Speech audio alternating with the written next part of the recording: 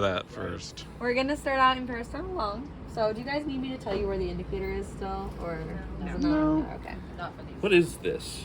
What's this? That you should know by now. Okay, so really lovely, beautiful. So you're gonna just start out with a regular old picture. I would like you to start thinking about optimizing your depth and your focus. Some of you really like to do this already, but it's not something I'm going to be looking at heavily today. I just want you to know that when you're looking at your 2D image of peristernal, this is a moving image, okay? You're going to capture it. And then your next picture is going to be a zoom of the aortic valve. Zoom on it. You make sure it's nice. You can see the leaflets opening. You get at least 2 cycles that are good. You capture it, and then you are going to freeze. And then get back to where the aortic valve is open. Now you're going to go into your measurement package because this is going to go into a calculation. So you press calc if you're on this machine. Then you will go into your dimensions, which is already in here, and you're going to measure the LVOT diameter. So we worked on this last week, or no, the week before. I guess it was last week. You're just going to measure from here to here.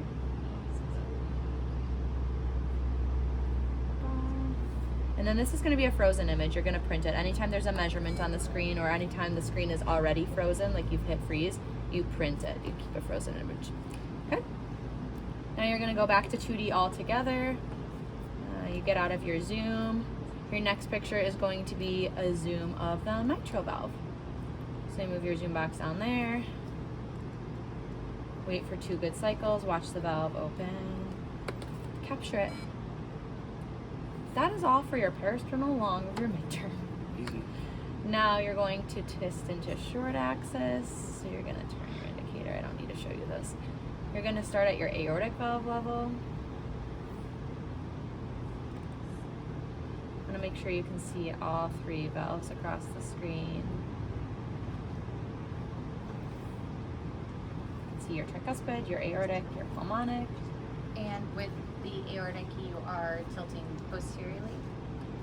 This is anterior. So yep, your tail's going down and your face of your beam is going up. And as you move through, you just kind of go through that. So I'm going to capture it now. And then the next level is going to be, oh, just kidding. We've got stuff to do here. We're going to zoom on the aortic valve just like we did. And we're going to do that planimetry again. So really fun. You guys love this one. You guys actually all did a really good job on this one and all have a good image for this. So I'm going to capture a moving image zoomed so the doctor or whoever is reviewing it can see it moving while zoomed. And then you're going to take your planimetry while it's open. I can see all 3 leaflets that I'm going to measure inside of. This is in your calc package. So you're going to go to calc. I don't remember where we found this last time. It's an area, right? right? Is it an area? Dimensions. Where did we find that? I think different machines, it was kind of in different places. Should be in here. Forgive me while I look around. Dimensions. Sorry, Sachi, this is probably going to be hard to watch. Where is it?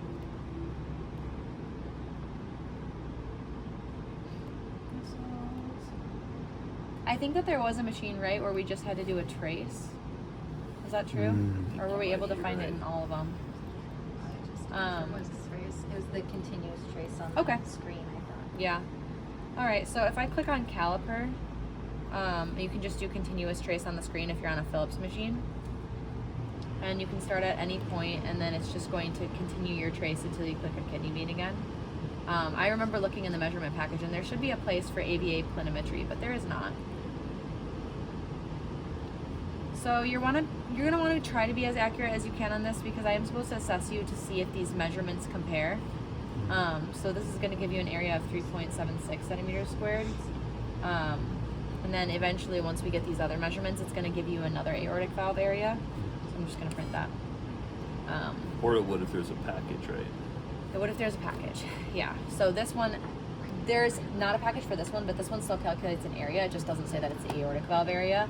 I will look at this number, and then once you have LVOT, and then you can trace also your VTIs later, which I'll show you what that all is. It'll calculate for you. So, okay, now you've got upzoom, and then that is all you are doing from parasternal short axis. You're moving on to apicals. So it's a pretty apical exam, I will not lie. Most of your stuff comes from apical. Another 4-chamber. I'm going to see if I would need to pop this out, but I might not pop it out. Yeah, I don't think I will. I'm going to use it as a little support. Good idea. Yeah, sometimes it'd be that way.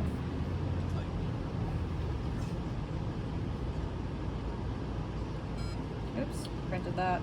Don't do that. Okay, so here is my apical 4. Actually, can you take a breath in? Hold it there. Okay, breathe normally. Just wanted to check that out. Yep.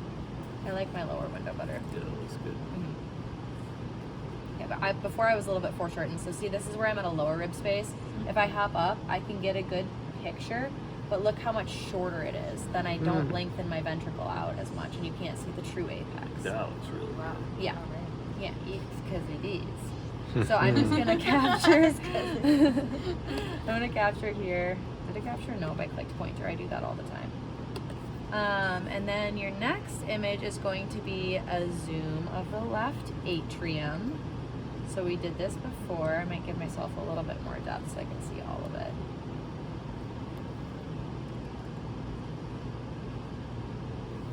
I'm gonna take a moving image of this, and then I'm going to freeze it.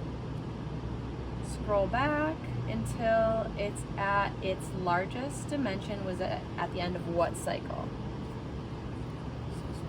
Systole, yep. So then I'm gonna go to my calc package again and look in EF and volume, and we're gonna go trace this LA volume again. So it has an apical 4-chamber one and an apical 2-chamber one. You're gonna do one tracing in apical 4 and one tracing in apical 2, and they're just both gonna be at that largest dimension at end systole. So the reason I'm not including this is because that's a little pulmonary vein. So it's not technically like inside of the left atrium.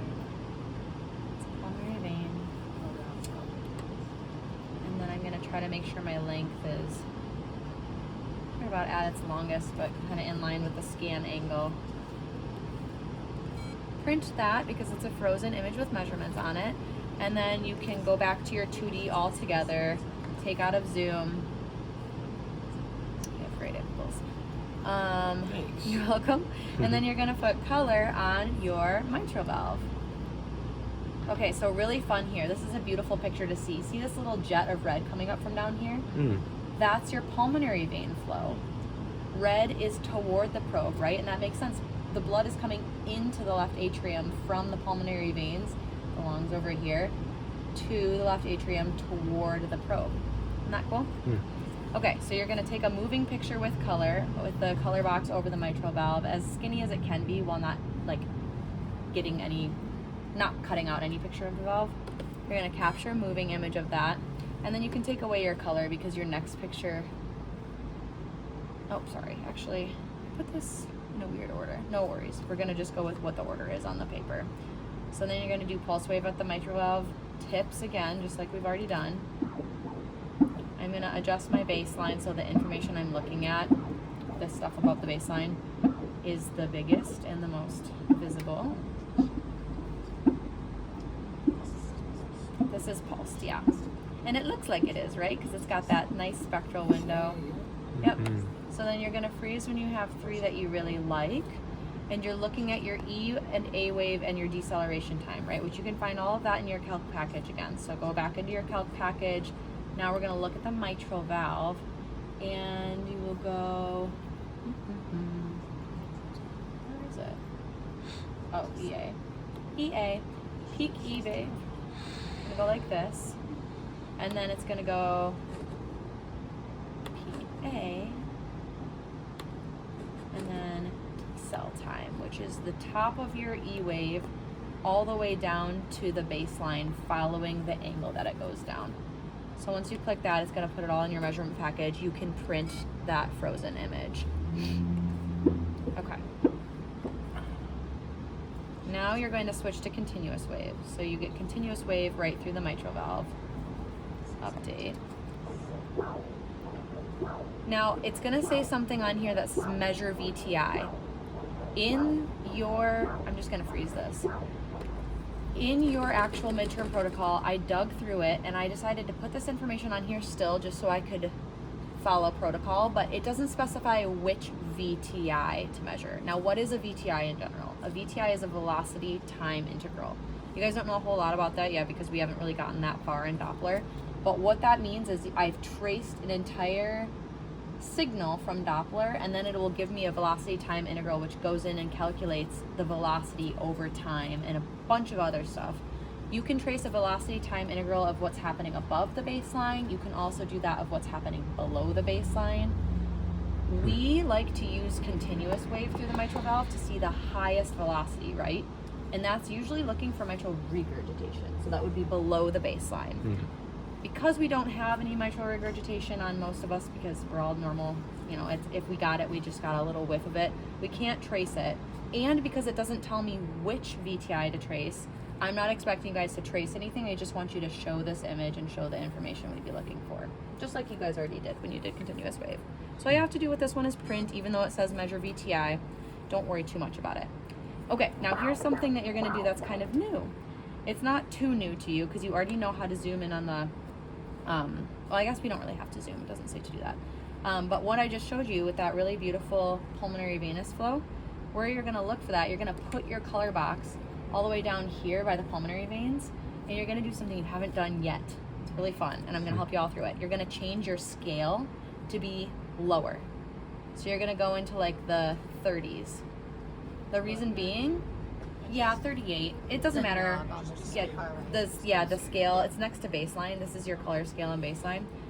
Because you're looking for slower flow, you can change your scale to represent lower flow. If you can't see it well enough, then it should come up when you lower your scale. So now, here's what you're gonna do.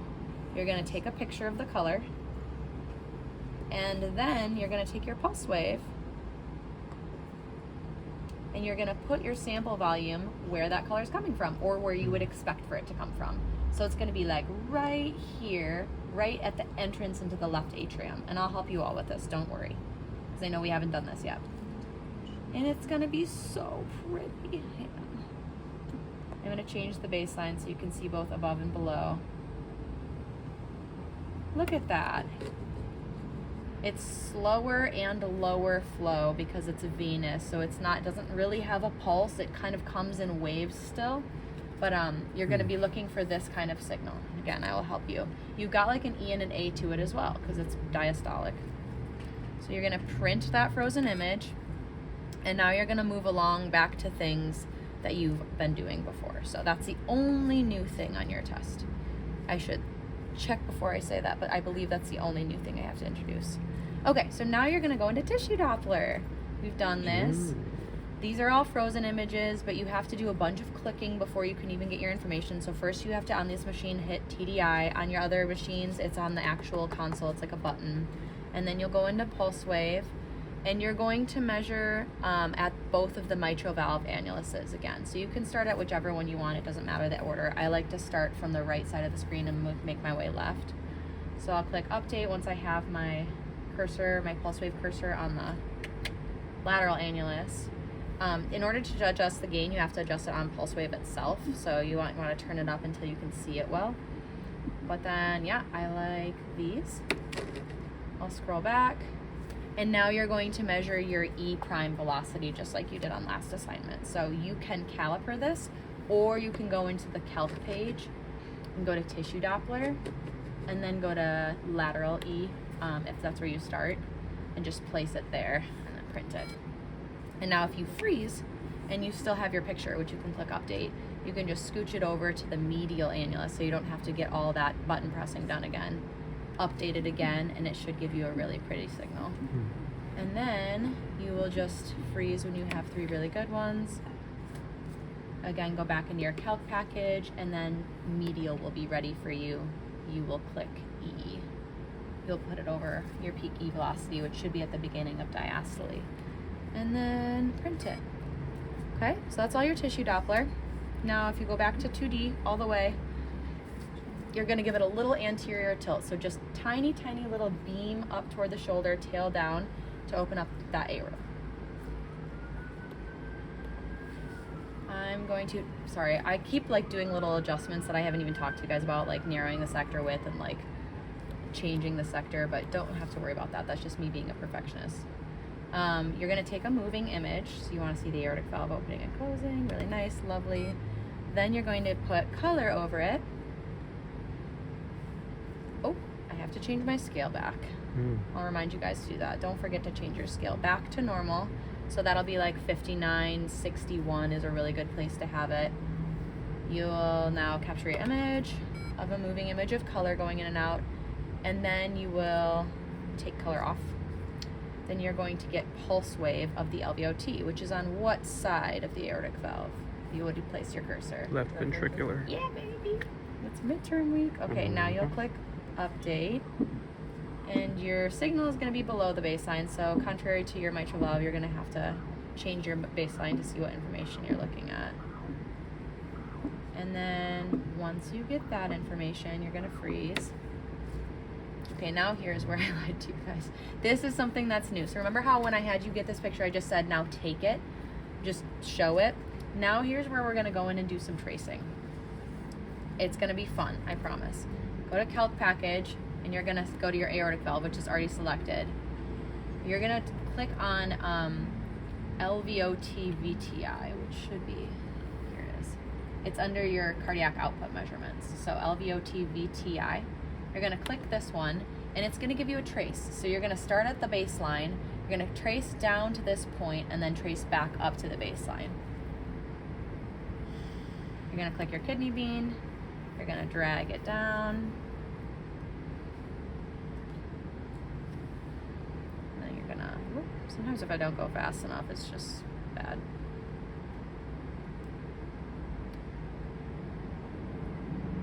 And then back up to the baseline. Once you click, oh God.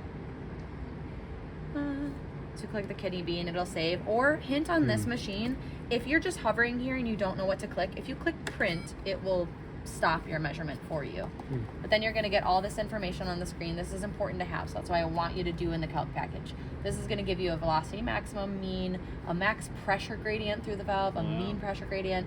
It's gonna give you so much information that we'll get into understanding later on in class, like in didactic, but this is the money of Doppler. Okay, so now what do? You're done with your pulse wave. You're gonna go back to 2D. You wanna have your image again.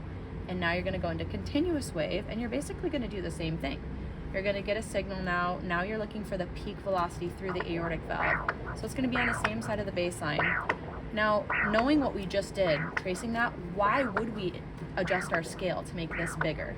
Why isn't this a good enough image? It's easier to measure. Yeah, we can't really get an accurate measurement if it's that small. If I increase the size on the screen and really make sure that my stuff is, super pretty, then I know I'm getting a more accurate measurement. I'm just being picky. Okay. Now I love this. Okay, now I'm gonna scroll back. I'm gonna measure this guy. I like that one. So again, go into your Calc Package. Now this time you're gonna be under aortic valve. You might have to scroll down a little bit. Oh, it doesn't have it there. Oh, AV VTI, I just saw it. Where are you? Oh. There should be an AV VTI here. I swear I just saw it. AVA VTI. It's right there, right above. Oh my God, thank you. You're welcome. Okay, AV VTI. Like that.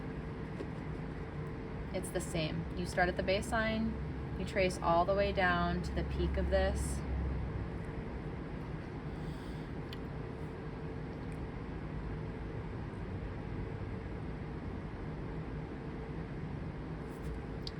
Click print. And now it should then in your measurement package give you an aortic valve area. Oh, here it is. Gives you an aortic valve area over here. And I'm going to be comparing that one to your tracing. So, Interesting. yeah. How I'm not going to be judging it too hard. How does I it promise. judge the area if you're not doing any distance measurements? Because you measured your LVOT in parasternal, and it took that into it. You remember your LVOT diameter? It's using that? Wait, yes. but I thought you didn't. I put Oh it no, in the you calc were package. actually able to put that Yes. one in there. You weren't able yeah, to put your it was area the in. planimetry that I Yes. couldn't. But yes, yeah, that's a great question. That goes back to that weird calculation that I told you about, that it uses diameter squared. Okay, what else do we need from here? We need nothing from here. Now you just twist into your 2-chamber.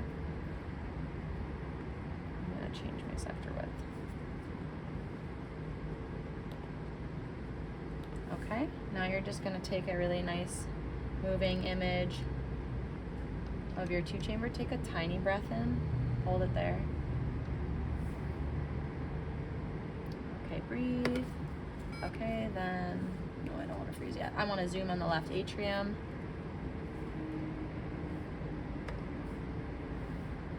So you're going to get a moving image of this before you freeze it, and then you can freeze, scroll back. Calc package one last time, go into EF and volumes. They're going to trace your 2-chamber when you have your left atrium at its largest at end systole. Ta-da.